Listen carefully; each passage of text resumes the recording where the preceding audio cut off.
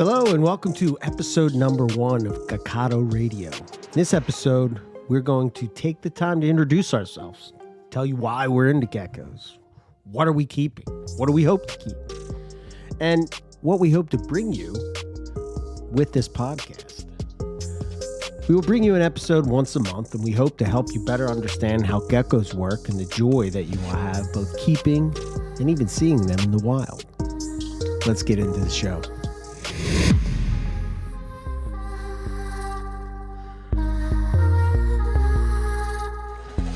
Welcome all you gecko aficionados. The idea of this podcast came at the end of 2021. Nipper and I were exchanging pics of Australian geckos, and I couldn't get over how cool it were. So many colors and patterns. I had been wanting to add more gecko talk to the network, but wanted it to be on its own rather than do the brief overview sometimes we do on NPR. Nipper and I decided to give it a go, but we wanted to add Phil Wolfe from the THP network. He has a tremendous amount of knowledge when it comes to geckos, and so Gekkota Radio was born. We hope to bring you an in-depth podcast about everything you could want to know about geckos. We'll discuss topics like genus, species, habitat, countries, keeping, field herping, and photography. So let's get into it. Okay, I will kick it off. My name is Eric Burke, and I'm a snake guy at heart. And as some of you may know, if you listen to NPR, my favorite snakes are carpet pythons. The deeper and deeper that I would get into carpet pythons, the more I would stumble upon the other reptiles that are in Australia. This love of carpet pythons finally led me to take the plunge and herp in Australia. In 2018, we went to North Queensland, and in 2019, we went to the Northern Territory. My focus at this time was to look for pythons, especially carpet pythons. I remember sitting in Chillago on some rocks, and I would watch these skinks jumping around. Males would push males off their rock, trying to win over the females. Their whole world was on these couple of rocks. I was amazed and started to ponder the idea of how cool these skinks are. And if I saw them in a reptile show on a table, I would pass them by without a second thought. I mean, they are just brown skinks, right? It kind of made me think that I was missing out. And I vowed to start to look into the lizards of Australia. Another story, probably the main push for my interest in geckos, was one night herping in the Northern Territory. I wanted, again, to find a python. I was looking out the window and I saw this banded pattern that I swore was a black-headed python. We jump out of the car and it turns out that it was just a stick. The guys started busting my stones about finding this elusive black-headed python stick. And as we went back to the car with my tail between my legs, I stumble upon Stropurus ciliaris. It was just chilling there on a branch. This was it, and this was when I fell in love. My interest was spiked. This gecko was so cool, and I had to learn as much as I could about this amazing species. The next nail in my coffin was the complete knobtail gecko by Justin Julander and Michael Plank. This opened the door to more amazing species of geckos. I had always had interest in knobtails, and this was the best book to date written on the topic. It just sunk me further and further into wanting to learn about the lizards of Australia. As a snake guy, switching to lizards is for some very intimidating. The daily maintenance and the bugs, and not to mention that I love herping trips, and it's much easier to take a trip while keeping snakes than lizards. I decided to try to add a species of lizards and see what happened. So I had always been fascinated by dwarf monitors, and I heard a lot of people talking about Ackie monitors, so I decided to try them out. This led me to look into more Aussie lizards because these were just the coolest. They were interactive and jumping around and just different than snakes. Not necessarily better, but just different. Well, of course, this led me to adding Kimberley rock monitors, and then finally I took the plunge and added some geckos. I was blown away with how many species of lizards there are in Australia. Further and further, I would go down this rabbit hole just to be more and more blown away. As I found these amazing pics of Aussie geckos, I would send them over to Nipper. Hey, Nipper, check this out. And he would send some more pics telling me, have you seen these? And back and forth it would go, and we would just drool over these geckos all day long. Then we herped West Texas in 2021 with the THP crew, which included Phil Wolfe. We did find some geckos on the trip. We found Coleonyx, which is basically like a North American leopard gecko. I was embarrassed to say that I had no idea that they were even in the U.S. Getting to hang out with the Wolf of Wheeler Eye on that trip is what led me to want to work with Phil on a podcast project. Somehow I had to bridge the two worlds of NPR and THP. And here we are today. I'm here to learn as much as I can about these amazing reptiles that I've overlooked for far too long. What about you, Phil? My name is Phil Wolfe, and much like my co-hosts, I am a herper through and through. I've been dealing with reptiles for as long as I can remember, and when you're a little kid and your mom's terrified of snakes, you're not allowed to have snakes, but for some reason, the same thing with legs, that's socially acceptable. So mom said, why don't we get you a cute little gecko? And that just snowballed into all kinds of stuff. Geckos from all over the place. Phelsuma, leopard geckos, Coleonyx, and eventually you start to look at, more rarer, more unique geckos. And me being a snake guy and immersing myself completely in the legless world, there's always been a passion for geckos. And I realized, wait a minute, I'm an adult. I have a real job. I'm a grown-up. I could buy whatever geckos I want now. And I dove headfirst into knobtails. So I started a small Instagram page called knobtails.ig just to kind of get the facts out there, because although a lot of people do keep and breed Niphorus and Odorheisaurus and their kin, there isn't a lot of information out there. Dr. Julander's Knobtails book didn't even exist in his mind at the time that this was happening. So I figured, let me compile as much data and photos and friends as I can on my quest to better the captive hobby of keeping terrestrial geckos. And then I meet these two guys, Nipper and Eric, and they're both like, oh, you like geckos too? We're snake friends and we're gecko friends? We need to do a podcast. And here we are, kids. So without further ado, Mr. Nipper Reed. Thank you. My name's Nipper Reed, and I'm the oldest of the three, possibly not the wisest. I've been field herping for over 3 decades now. I've been fortunate enough to field herp around the world, mainly Europe, but lots of Asian stuff, a little bit of Australian stuff or New Zealand stuff, some Malaysian stuff, that sort of thing. I've always been, like the other two, originally snake-centric, but when I've been out, I've always loved photographing geckos. And then lockdown happened, and in lockdown, it was very boring. No field herping in the UK and Europe. The lockdown was very tight. So not a chance to go on a trip and nothing to do but look at books. And then Eric started sending me little pictures of Australian geckos.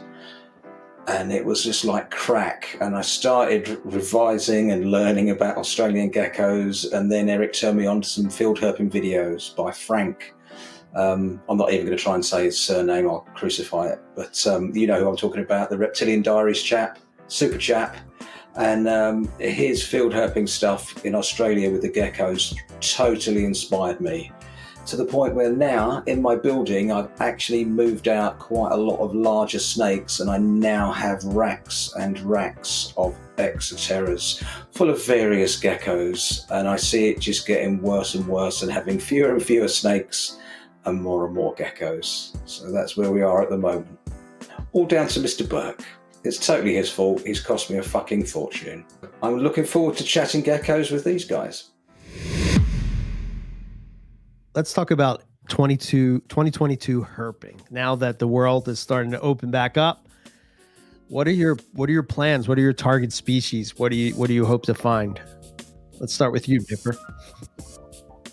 Well, I'm literally, as our lovely Australian friends would say, stinging to get out herping at the moment.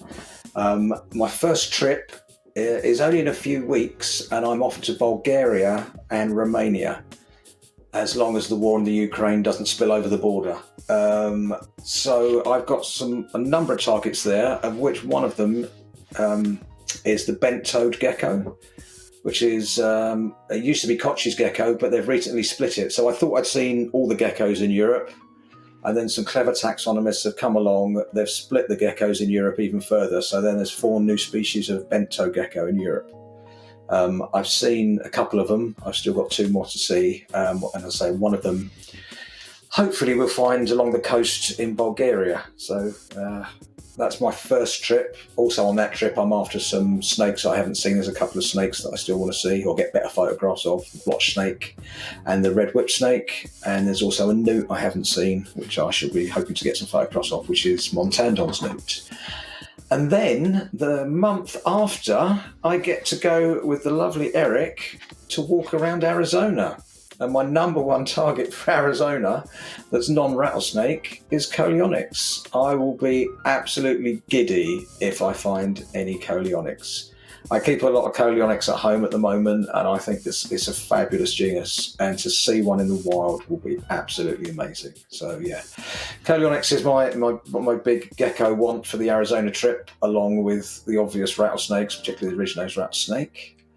And then after that, I'm going to the island of Crete, which is a Greek island off the coast of the Peloponnese, and that has an endemic bent-toed gecko, which is one of the ones that was recently split. So even though I've been to Crete and photographed all the things I thought I needed to photograph, all of a sudden the gecko that I ignored because I thought I'd seen it in other places is in fact a completely new species. So I will be going to photograph that. And then I'm going to Milos, which is another Greek island, but part of the Cyclades, so sort of other end of Greece. And again, there's bent-toed geckos on the island, which I'll photograph, but there's also blunt-nosed vipers, green lacertids, grass snakes that are endemic, water frogs that are endemic, so it's a pretty good little herping hotspot.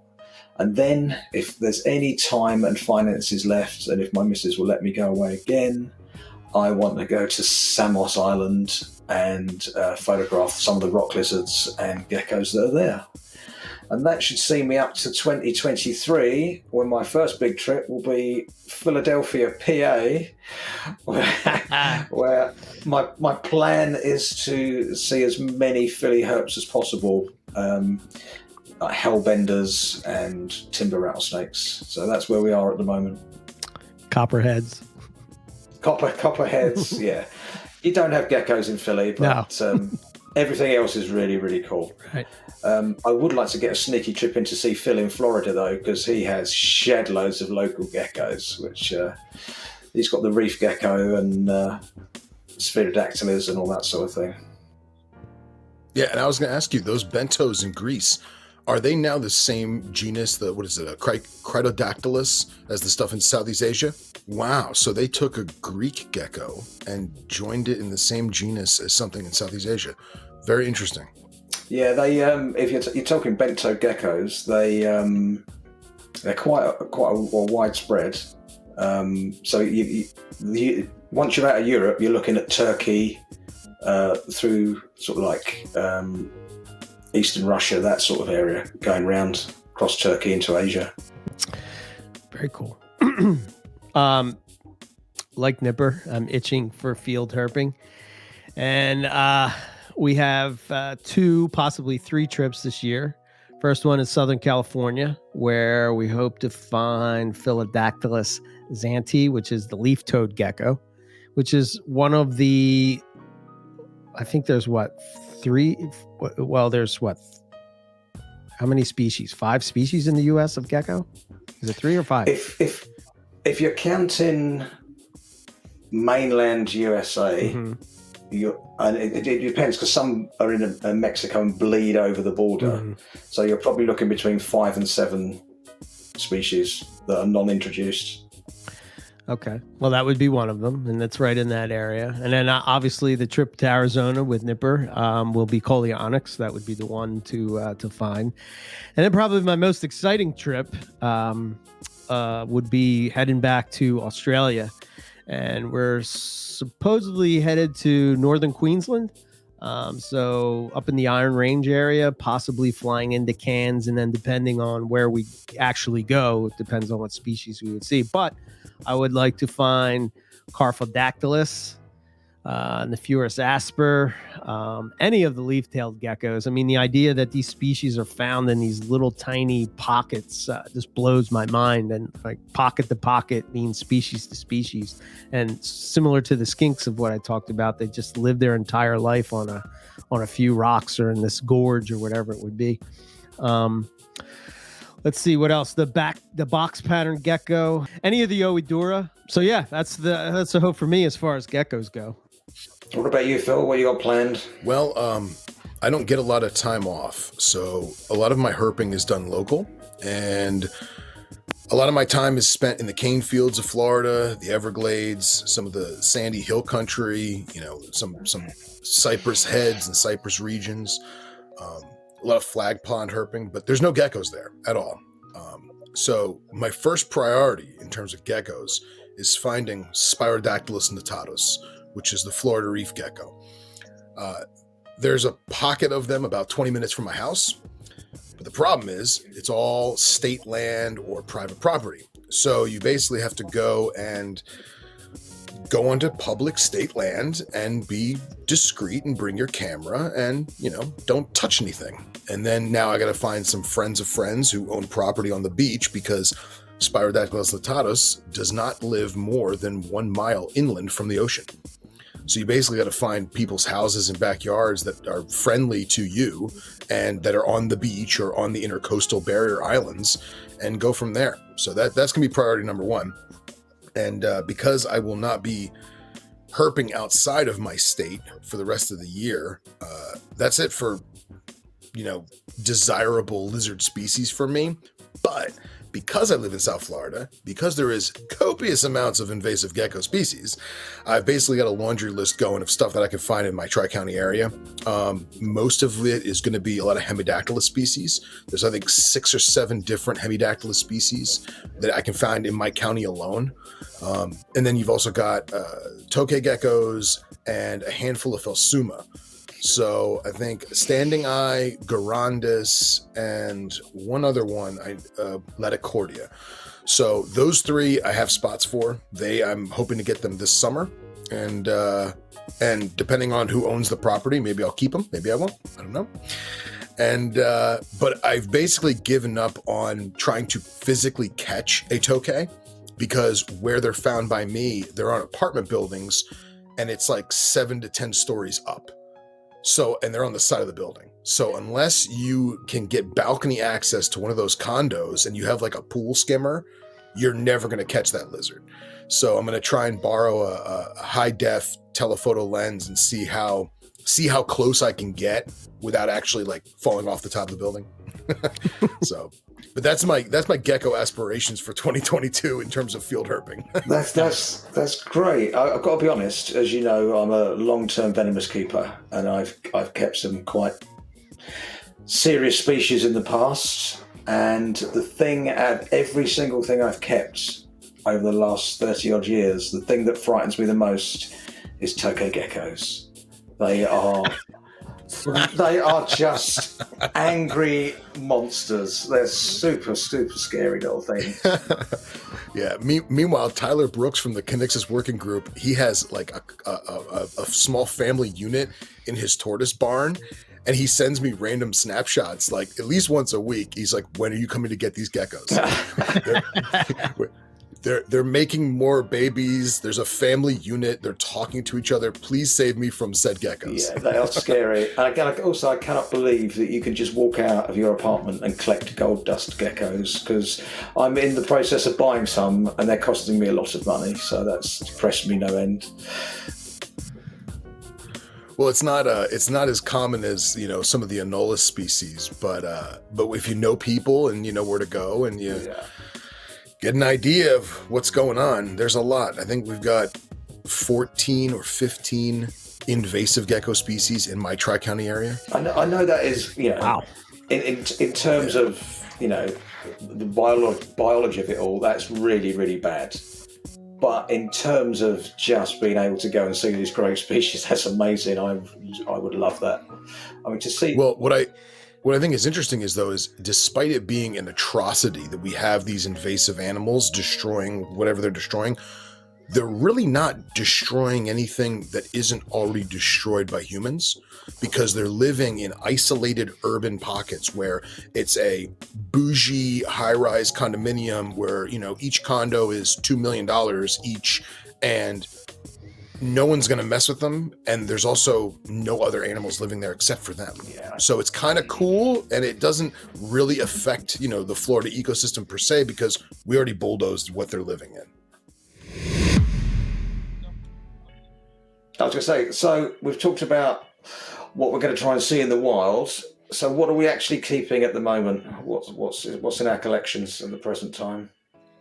How about you, Eric? What have you got going? Okay, so I have Underwoodosaurus. I got a proven pair from April, and I have a hypo and a normal. I'm going to try to breed them probably sometime next year, I guess.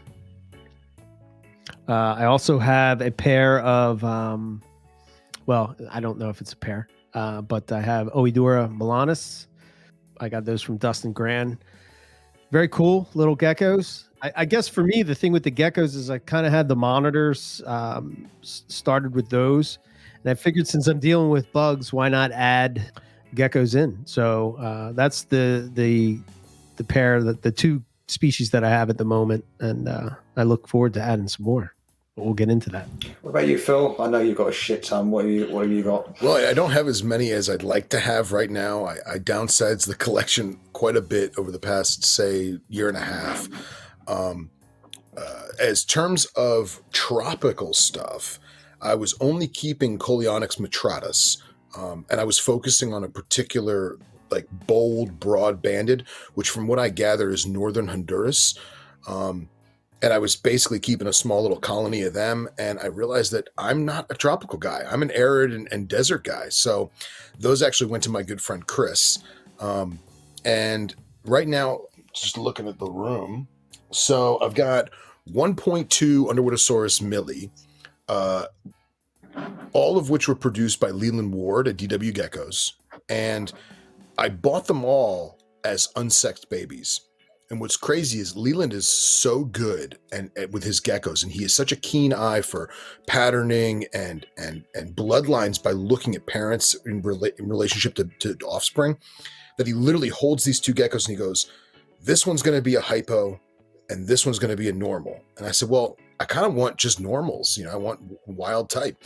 He's like, well, you never know, roll the dice. So I bought them. Turned out to be two female hypos. And what's crazy is the one that he said was going to be a hypo, sure as hell it came one. And then I wound up getting another male normal that I'm raising up now. So they should be ready probably next year.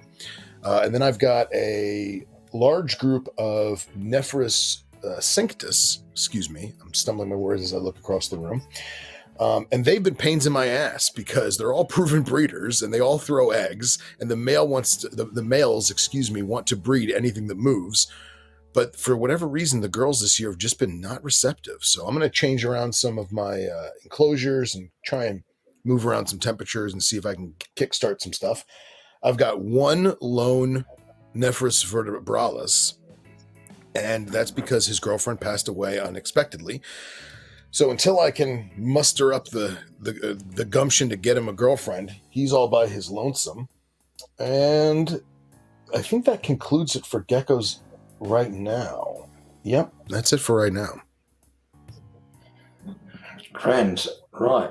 What have I got at the moment? What has Mr. Burke got me into? Let's see. I also have a trio of Underwoodosaurus, which hopefully will breed this year.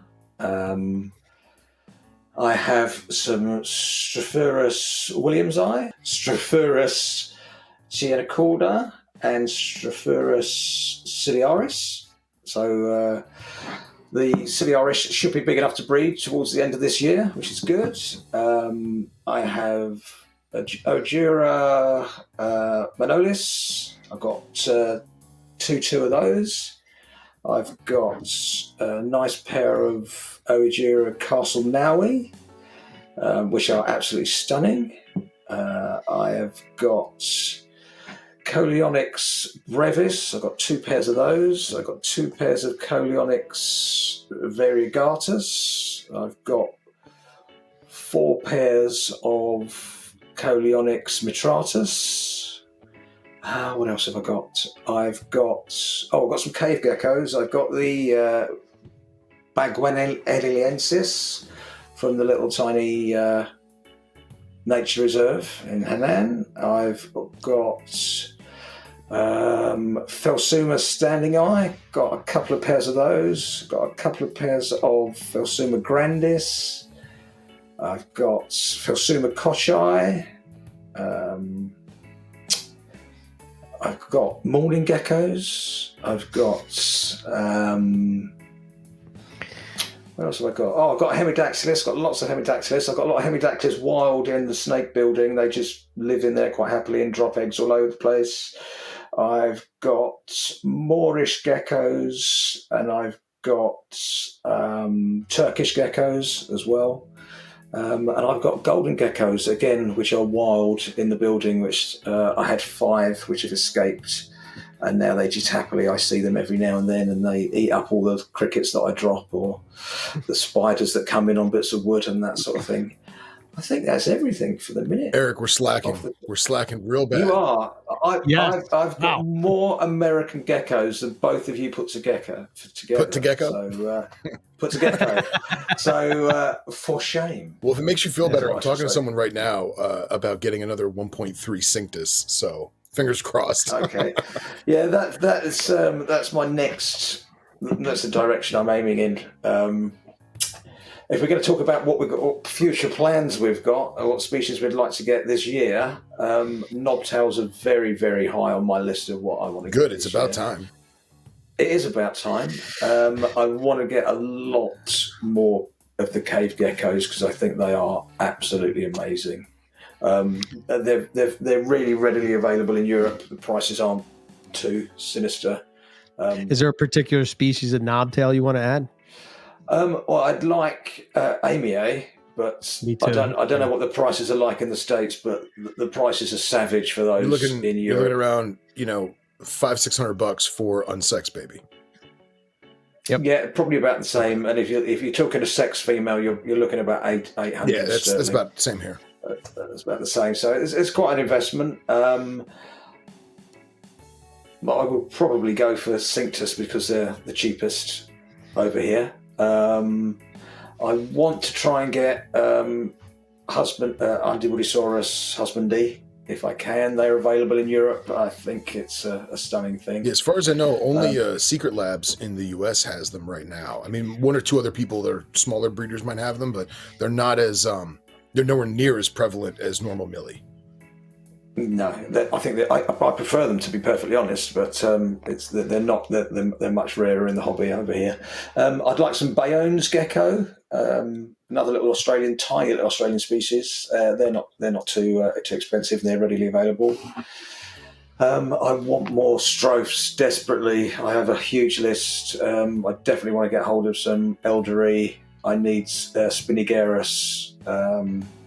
And maybe some of the smaller, thinner species, Janei, I'd like to get hold of. I think they're all available. And more Oegira. I want Coggery. I want Fimbra.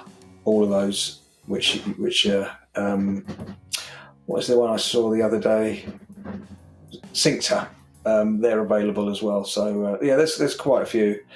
So, and I'd love to get the remaining Coleonyx species. Elegans is really easy to get and really cheap, but the others,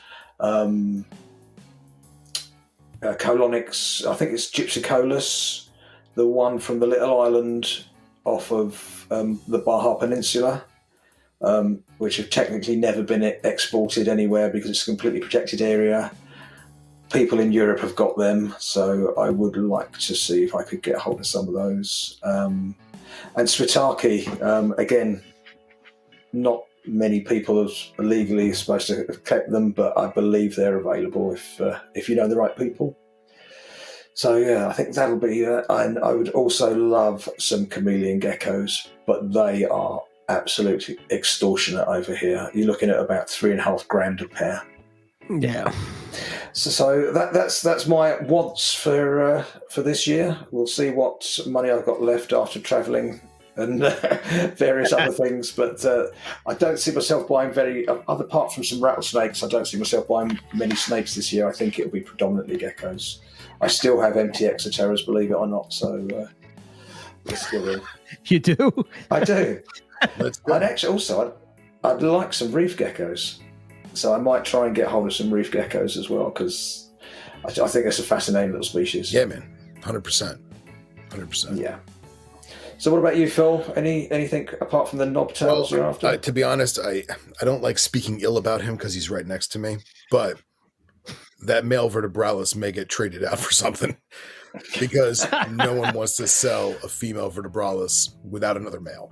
So I think I may just trade him to a friend or something for something. I don't know. I would like to try and get a pair of old enough to be sexed but not adult amii, because I've had many amii over the years, and I know my husbandry is sound from my own experiences as well as other people, but I've had very, very bad luck with bad genetics, and not in terms of breeding, just in terms of the animal itself. So I'm going to be very, very selective and very choosy when I do that. But I'd like to accomplish that in 2022. It's been several years since I've had amii. And then I would really love to get a pair of actual wheeler-eye. So I know Doc Juliander produced some. So if he continues to, and he wants to, throw a guy a bone, I'll be that dog, so to speak. And other than that, I think I'm going to focus on trying to get those reef geckos. I want to catch my own, man. Yeah.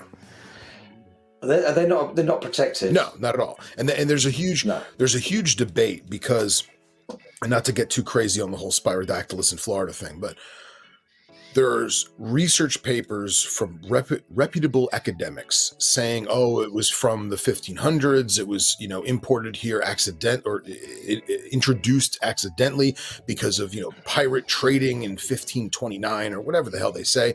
Some people say it was in the 1940s when we did a lot of boat traveling to and from Cuba. Other people say, no, it's been here since, the Ice Age, and they're native here. They rafted like everything else.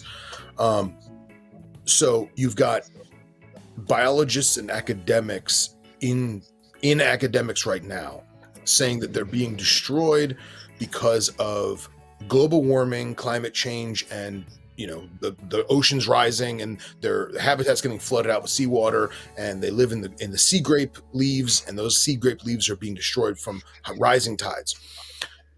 And I don't doubt that. I'm not against global warming. But when you bulldoze an entire strip, a mile-long strip of sea grape habitat so that you could put up a beach with a condo and a resort and an in-ground pool that's fresh water, that's really what does it. You know what I mean? Because as far as, right. Even though, yes, global warming is a thing, the seawater is rising, all that nonsense, if it floods out from storm surge, the geckos are still there. They just move more inland. Or they just go up the sea grape, right? Because it's a bush. Right. So there's people arguing whether or not they should be protected in terms of that. And then there's people arguing whether or not they should be protected because there's no more left. But the problem is the places that they're doing these surveys is all private property or state land. Well, the private property they have is few and far between because no one wants biologists snooping around their backyard, So the question is, are they really declining in numbers? Or do we as humans just not have access to find them? So a large debate. Is it invasive? Is it not invasive? And should it be protected? Should it not be protected? Who knows? As far as right now, it's not, and I'm going to catch those little buggers. Go for it, mate. 100%. What are the other species you've got there, Spirodactylus, that you could catch? As far as I know, it's just Natatus in Florida, and then if you go to the Keys, there's the one from Cuba. I want to say it's elegans. All right. Yeah, and what's happened is the Key Islands in which the Cuban Spirodactylus has become invasive, there's no more notatus. They basically weeded them out. So, but again, no one really knows if that's just because we started noticing it, or if it's always been like that, or if it is an actual problem that's recently happened. 100%. What about you, Eric? What's on your list to purchase this year? Like you guys, I think the NEA is probably one of the top of the list. And then any Stropurus, I'll take any of it. Probably for me, I would probably want Ciliaris just because of seeing them in the wild. I like to sort of tick off those species that I found in the wild type of approach. But and then the Phylaris Amacola is one that I would like to add. I think that would go well in my diamond python room. I think it would fit in there, being that they like it a little bit colder. That's really what I want to add. I still have a few snakes that I want to add too, unlike these two guys. There's snakes. I'm just not talking about it. Yeah, I've got snakes I want to add. I've got a lot of rattlesnakes I want to add, but I think most of the money will be going on geckos. Yeah. I mean, you're quite fortunate that you have a cooler room that you can keep a lot of the leaf tails in, because if you're keeping multiple species, if you're keeping Asian or Middle Eastern species, there's no way that you'd be able to keep the leaf tails with it as well. It's a funny story. Like when I bought my house, one of the things that I looked for was the ability to sort of have two different rooms. With being a carpet python guy at heart, I sort of was wondering, how am I going to be able to keep diamond pythons with the rest of the other carpets? And obviously inlands and breadleaf fall into that as well. So it just sort of works out to be able to add those species of geckos that fall into that, so. Oh, that's cool. See, I'm limited. I only have one building, I'm afraid. So I've got one of the reasons that I'm just really trying to keep the Montane rattlesnakes is the fact that they can tolerate the lower temperatures. So it kind of works in with the geckos as well. Yeah. I would love it. If I had a separate room, I would be leaf tails all day long. Just remember, Eric, you and I each have two rooms. Nipper has a building. just remember that. Yeah. It's only a little building. No, don't you make it sound like it's a freestanding plastic shack from Home Depot. It's definitively not. It's not. Yeah. It's a brick built building with. It's actually got coach lights on the outside, which makes me nice. laugh. Nice. Nice. But, no, I need more space. We all need more space. We all need more money. We all need more time. Always. Yeah. I think that's another big thing for me in 2022 is to sort of get, like, I would really like to do my gecko editions differently than I did my snake editions, where I have the enclosure sort of dialed in and ready to go before I'm adding that species. So really trying to, one of my main goals is I really want to try to keep a lot of my reptiles in like zoo level quality enclosures. Oh yeah, man.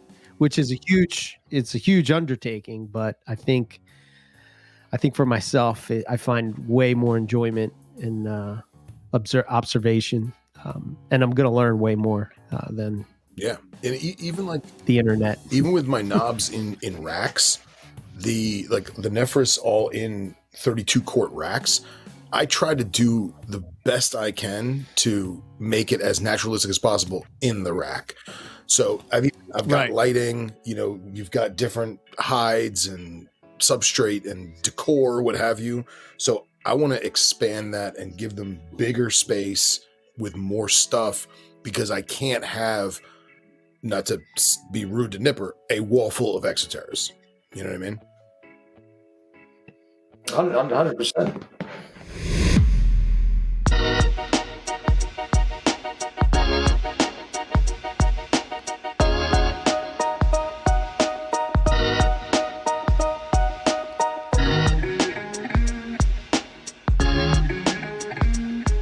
All right, everybody. That was episode 1 of Gekkota Radio. We hope that you have a better feel for us and what we hope to accomplish with this podcast. You know, the goal of the NPR network is to bring you as much information as we can about the species that you love. We hope to leave a positive mark in the history of herpetoculture and push the hobby forward to better keep and breed reptiles for generations to come.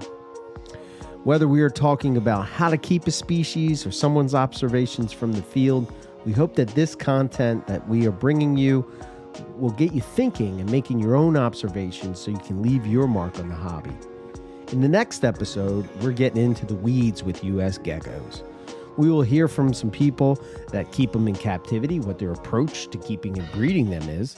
We will also be talking to people that have seen them in the wild and what their observations are of how to care for them in captivity in your own home.